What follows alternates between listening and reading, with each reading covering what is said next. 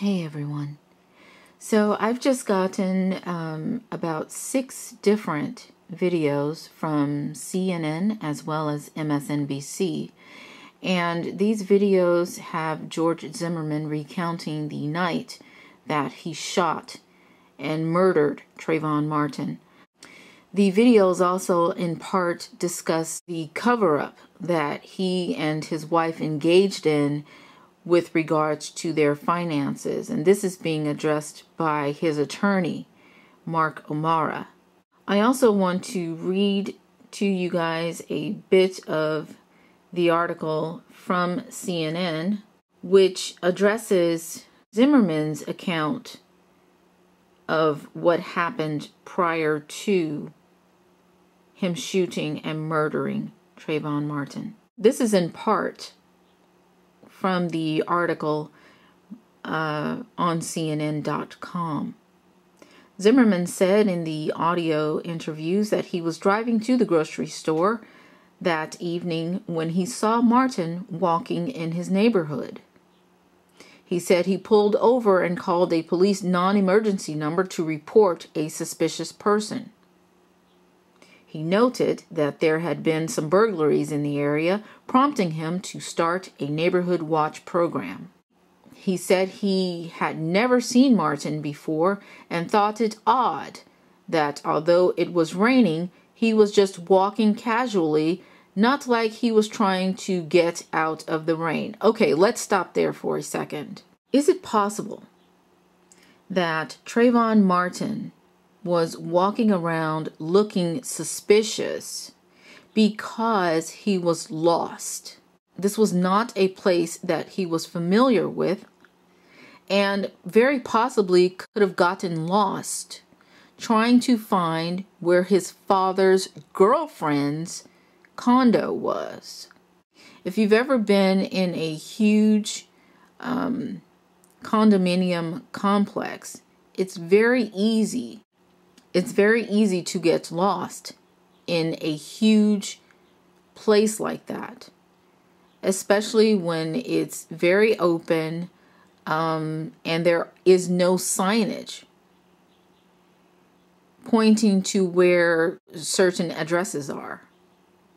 I've been in complexes like that when I was selling real estate, and many times, even if I had been there before, if I hadn't been there more than twice, I was lost.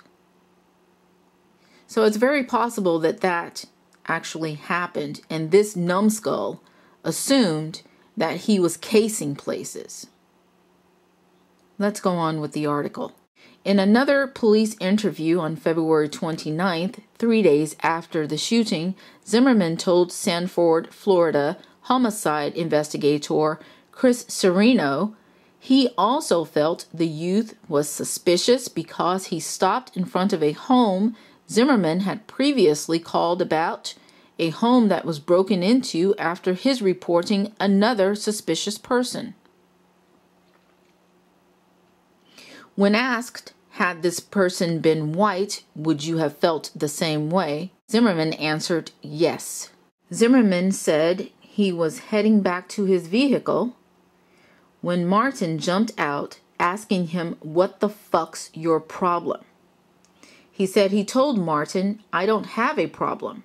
But the youth replied, "Now you have a problem," and attacked him. He said he fell backward after being punched in the nose, and he was wailing on my head. Now, let's pause for a second. Do you guys remember the phone call or the interview that Trayvon Martin's girlfriend had given to the lawyer for the family of Trayvon Martin? And in that interview, she stated that while she was on the phone with Trayvon and he was giving her sort of a play-by-play of what was going on with this stranger who was stalking him, she heard the stranger approach Trayvon Martin and ask, "What are you doing here?" So it's very easy for George Zimmerman to sort of create his own accounts of the actual events, seeing as there is no one alive that can contest what he is attesting to. He also claims that Trayvon Martin threatened his life, that he threatened to kill him. Well, it sounds to me as if he is setting up his defense to say that my life was threatened and so I had to use lethal force in order to save my own life. Is that actually the case? I don't know that it is. It's just very convenient that he would use that as an excuse for shooting Trayvon Martin. The article goes on to state that, and this is Zimmerman giving further testimony, either way, I ended up on top of him, straddling him. This was after he shot Trayvon Martin. But he claimed he felt like Martin was hitting him with something in his hands. So he grabbed the youth's hand to restrain him. Martin was saying something like, and cursing, Zimmerman said, and he told him, stop, don't move. Now, pause. As we know, there was nothing found near Trayvon Martin's body that would have been used as a lethal weapon, like a brick or a wrench or a gun. So he was basically, defending himself with his fists. And Zimmerman is saying he felt like he was being hit with something else. Yeah, you were being hit with fists that were trying to defend his own life. The article goes on to say that Zimmerman discusses health insurance with a police officer and mentions he visited the doctor and the psychologist that day. However, in a February 29th interview, Chris Serino expresses some doubt about Zimmerman's account, noting that many questions remain about the incident. The quote from Chris Serino is, "The court of public opinion is going to beat up on you a lot. A lot of people don't think that your injuries are consistent with getting into a life-threatening type thing." Chris Serino goes on to speak about Trayvon Martin, and he says, "We found a can of iced tea, a bag of Skittles, and about $40 in cash. Not a goon." This article goes on to say that he tells Zimmerman he has received an anonymous phone call, and this is in quotes, from somebody who gave a different version of events, more along the lines that you tried to detain him. Serino goes on to ask Zimmerman, "You got any problems with black people?" Zimmerman replied, "No, sir." Serino goes on to say that he told Zimmerman authorities can't figure out what would have made Martin snap. Zimmerman said he didn't know what might have enraged the teen.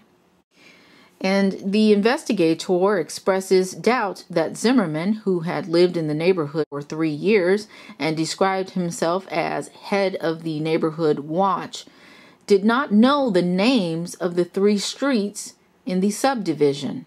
Zimmerman, and this is in quotes, said, "To be honest with you, I have a bad memory anyway," adding that he has attention deficit disorder and takes medication for it. You have a bad memory, but you can recount every detail of this murder that was committed. Not only that, but he's taking medication for hyperactivity. Was he on his medication the night that he murdered Trayvon Martin? Anyways, here are the videos for you guys. Please leave your opinions and comments. Thanks for watching. Right here, right in front of this house. Okay. Right in front of 1460? Yes, sir. I left for the grocery store and I just felt like something was off about him. Right. So I said, and there's been a history of break-ins in that building, and I called previously about this house. Right. Did he walk off from there, or did he stop there last night? He stopped, and he like looked around, and that's why that's what threw me off. Was it's raining. I didn't understand why somebody would be just stopping in the rain. Where was he standing at when he stopped? Right in front of 1460. I called the non-emergency line, and when I got through, I parked at the clubhouse. All right. So you just pulled in here. Yes, sir. And this is where you got out? No.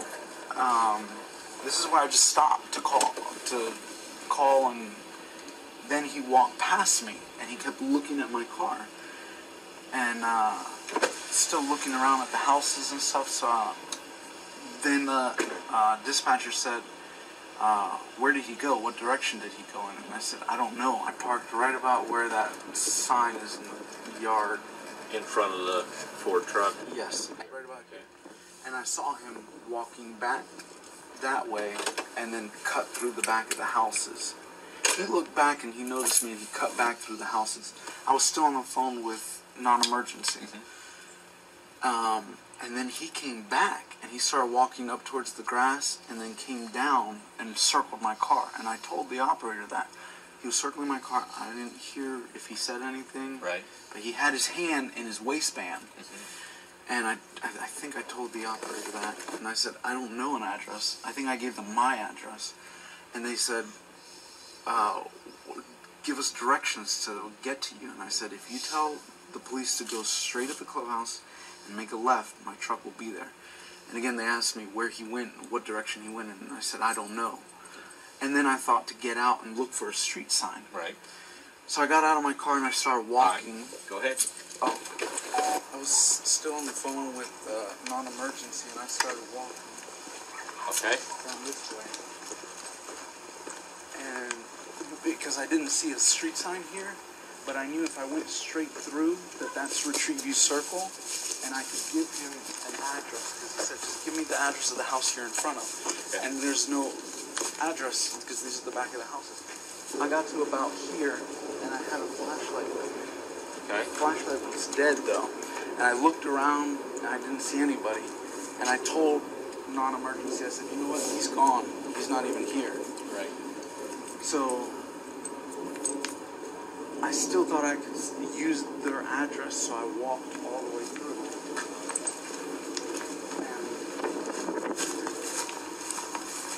I actually walked all the way to the street, and I was going to give them this address, and they said, well, if he's not there, do you still want a police officer? And I said, yes. They said, are you following him? And I said, yes, because I was, in the area. And they said, we don't need you to do that. And I said, okay. So that's when I walked straight through here to get the address so that I could meet the police officer. And then they said, I said, he's not here. They said, do you still want him to come?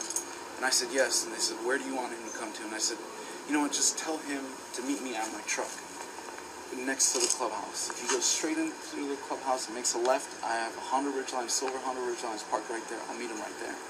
So I started walking back. I'm on my back. He's on top of me. Okay. He's mounted on top of me.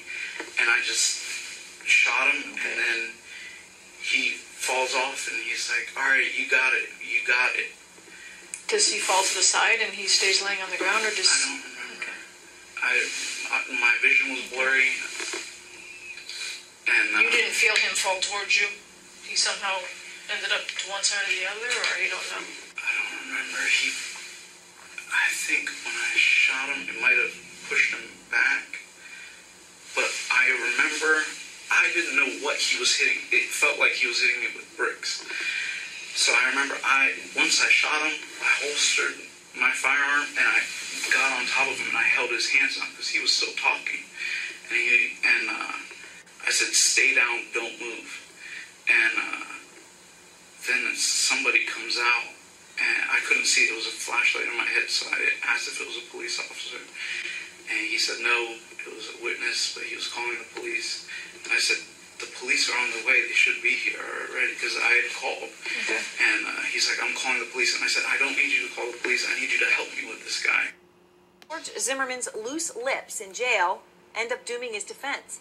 Prosecutors say that newly released jailhouse calls between Zimmerman and his wife show the couple speaking in code about plans to move tens of thousands of dollars between bank accounts. Call him and make sure that he does it every day, and that you transfer from mine to yours every day. Transfer from mine to yours every day and set an alarm in my phone to remind me within 24 hours. Okay. The state says those calls prove Zimmerman lied about previous claims that he was too broke to post bond. Zimmerman faces second-degree murder charges in the shooting death of teenager Trayvon Martin. Out front tonight, criminal defense attorney Janet Johnson and our legal analyst Mark Nijam. Great to have both of you with us. Janet, let me just ask you, I know you know Angela Corey, the prosecutor here, and I know that she has a real record in not just these phone conversations that George Zimmerman may have had, but other conversations he could be having in passing in jail with other inmates and bringing that into the courtroom.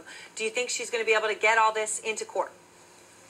Well, yeah, and I think that even on the tape we heard Mr. Zimmerman talking about conversations he's having with other inmates. We know he's pretty chatty. Even though he was warned not to make any statements on this recording, he's talking quite a bit. And that office, who I've practiced against for 18 years, have a knack for getting jailhouse snitches. If he made any statements to anyone else in that jail, they're going to want to jump on this case. And right now he's sitting in jail probably talking to inmates who are going to flip and testify against him. I would bet on that. Wow. All right. So, Mark, is it possible in the audio that we just heard, where George Zimmerman is talking, obviously, what appears to be in pretty bad code, frankly, assuming that he's talking about what we think he is, which is transferring money regularly into another account, would he know that that was illegal, tampering? Well, I agree with you. I think my 4- and 6-year-old daughters speak in more sophisticated code than that. But the reality of it is that you have an issue about whether he knew that she was going to take the stand. Remember the timeline on this. We have those previous lawyers of Zimmerman who got off the case. O'Mara got on the case, apparently only met Zimmerman that morning or the night before, and then they were in court. So it wasn't even certain that she was going to be called as a witness. So to suggest that she was a witness at the time, before there was a hearing, or that she was even designated as a witness, it's going to be a hard road for the prosecution to prove that he was doing any witness tampering. I do think that she's got a whole... Go ahead. No, Mark, I don't agree with that, because I think witness tampering, all he has to do is engage in misleading conduct that is going to get somebody to potentially testify to something that is not true or to withhold information. I think she can, I certainly think Angela will try to prove that. I think that that's probable cause. Trying and doing are two entirely different things. The fact is that she's got a situation where they don't know that she was going to be called as a witness, and you've got all this money that was clearly moving back and forth, but everybody keeps forgetting. Zimmerman has a Fifth Amendment right. He did not have a legal obligation to say anything. He was not the one that misled the court. Now, he should have said something to his lawyer earlier, and when his lawyer found out about it, he brought it right before the court, as he was ethically and properly bound to do. But Zimmerman had no requirement under the Fifth Amendment to say anything when somebody else was saying something during that hearing. People seem to forget that part of it. Evidence released to the defense in the case against Florida volunteer watchman George Zimmerman. There were hundreds of pages of documents, in them statements from 21 witnesses, FBI reports, records of Zimmerman's jailhouse conversations. Now, defense attorney Mark O'Mara hopes to stop most of those calls from the jailhouse from being released. Mark Nijam is a criminal defense attorney. He's a CNN legal analyst, and he's out front tonight. And Mark, good to see you, as always. Hundreds of pages, I know, coming out here, the 21 secret witnesses, FBI. One of the pieces of evidence was printouts from Zimmerman's MySpace page, where he had posted insulting comments about Mexicans. Is this going to be admissible, do you think? Both sides, the defense will try to keep it out. The prosecution will try to get it in. It's going to be tough to get it in. In Florida, under the evidence code, prior bad acts and such are not permissible. And so that could be subject to interpretation of what he wrote or whatever. So clearly there will be an effort to show that he does hold some prejudices. But the relevancy, the materiality, it's likely that the prejudicial value of that will be outweighed, will outweigh any evidentiary value, and the great likelihood it's not going to get in. So a few of the witnesses were identified. Obviously, most of them were not at this point. But one of the ones that was identified and what we were able to see, the president of Shoot Straight, which is a gun store and firing range where supposedly George Zimmerman bought his gun and practiced firing the gun. Why would the state want to introduce this? What could be the use of this specifically, do you think?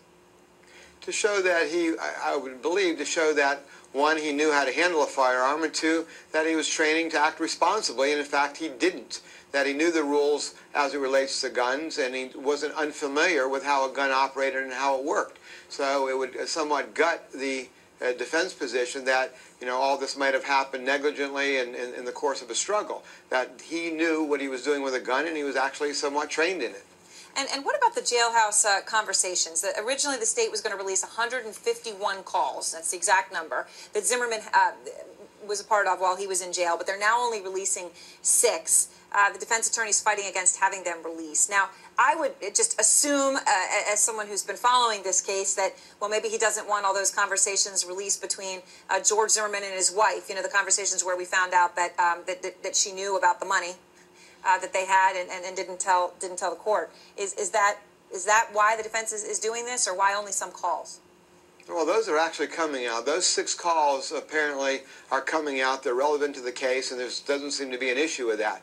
Yeah. The other calls, they are going to be in dispute. Apparently, the defense, O'Mara, has filed or is filing a motion, has put the state on notice that he doesn't think that they're relevant and that they should, in fact, be held back. Interesting issue, because the Seminole County Sheriff's Office historically does not release calls that come between inmates. They only allow calls to be released publicly when they're relevant to a case, hence those 6 calls. But the judge has basically trumped that and said, nope, I'm going to let them in. Interesting issue, because, you know, you don't have a right to privacy while you're sitting in a jail. But the judge has said, no, they're all coming in. O'Mara is going to argue that they're not material and relevant, and the state is saying, well, we're going to respect the defense's request for rehearing, and we're not going to release the rest until the judge rules on the defense's motion for reconsideration as to the rest of the tapes. Of course, he does have credibility issues, though, Mark, and the defense attorney, Mark O'Mara, talked about those, frankly, in a way that we all felt was very surprisingly forthright. I just want to play a little clip of it first. There's a credibility question that now needs to be sort of rehabilitated by explaining away what they were thinking when they did what they did, if that's what happened, and we'll address it. Mark, is it smart to admit that you know that your client has a credibility problem and needs to be rehabilitated? Absolutely. If his client's lost credibility, he surely hasn't. The judge commented about that. Even Trayvon's defense team has talked about what an ethical, credible person O'Mara is. When he found out about this, he brought it right to the judge's attention, which is the ethical and proper thing to be done. As long as he maintains his credibility before the court, then his client has a modicum of a chance. If he had no credibility, then his client has no chance. I have to disagree with this completely. I mean, his job, O'Mara's job, is to be an advocate for his client and to explain how this error could have occurred. And O'Mara seems to be covering this like he's a journalist. It's like, well, maybe my client's got a credibility problem. And by the way, I'm going to have to investigate a little bit more before I tell you whether I think he's guilty or innocent. Mm-hmm. Most of the time you see defense attorneys come out strong and say, my client's innocent. It's an outrage that he's been imprisoned. And this, yes, this error took place, but you try to come up with a reasonable way to explain it. You don't say, well, maybe my client's a liar. You know, I don't think that helps you try a case in front of a jury. May I, if I could, though, that's one reason I don't believe that there should be a bond hearing. Because it's one thing to say that to the press, it's quite another that you're going to go before a court and then have your client fall on the sword, which I don't think is going to help the client. But Mark, why are we saying that to the press? Why aren't we saying to the press, you know, he made a mistake, he was in a panic situation? Why are we saying to the press, well, there's a credibility problem? I mean, that means there's a lying problem. So I don't know why. Right, you're admitting it was a lie as opposed to an oversight. I mean, right, Mark? Implicitly, you are. And there are jurors out there saying even O'Mara doesn't believe this guy. That's what they're thinking. I think there's no question about it, but the fact that they've got those tapes, which are incredibly damning, there's no way around that. Him and his wife were clearly talking about $115,000. So rather than losing his credibility and coming out beating on his chest like some defense lawyers do and having no credibility, apparently he's taken the path of saying, I'm going to maintain my credibility. I do think it's a major risk to allow the client to take the stand and have another binder. Well, on this route, O'Mara stays out of jail and Zimmerman goes to jail. So that helps O'Mara a lot. I don't see it helping Zimmerman. Out of the latest on George Zimmerman, the Florida man charged with second-degree murder in the shooting death of 17-year-old Trayvon Martin. This morning, Zimmerman's defense team released new documents related to the investigation. NBC's Kerry Sanders has the latest now from Sanford, Florida. Kerry, good morning. Well, good morning. And George Zimmerman, charged with second-degree murder, remains in a solitary cell here at the Seminole County Jail. As you know, there has been a gradual release of information in this case, most of it released so far by state prosecutors. Now, the defense is releasing some of the information that was gathered in those initial days of the shooting death of Trayvon Martin, including interviews with George Zimmerman, accused of this second-degree murder. There are audio interviews, written statements, and there is an interview with a specialist from the police department, which was recorded on video as well, by an expert who is doing what's called a computer voice stress analysis. And I had my phone in the pocket that I thought I had it in. I had it in my jacket pocket, and I reached for my pocket, and I was looking for my phone, and he just punched me in the nose. And I fell backwards to the side. Somehow I ended up on my back. He ended up on top of me, and he just kept punching my face and my head, and I was screaming for help. And he told me, shut the f*** up. I kept yelling for help, and I got a little bit of leverage, and I started to sit up, and then he took my head and slammed it into the concrete several times.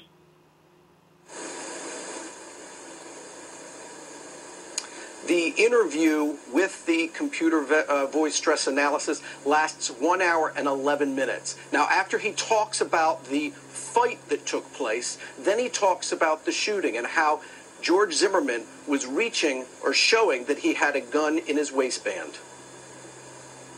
He sat up and looked and said, "You're going to die tonight." And I felt him take one hand off my mouth and slide it down my chest. And I just pinched his arm, and I grabbed my gun, and I aimed it at him and fired one shot. He kind of sat back and said, "You got me," or you got me, you got it, something like that. And I thought he was saying that he heard the shot and that he was giving up.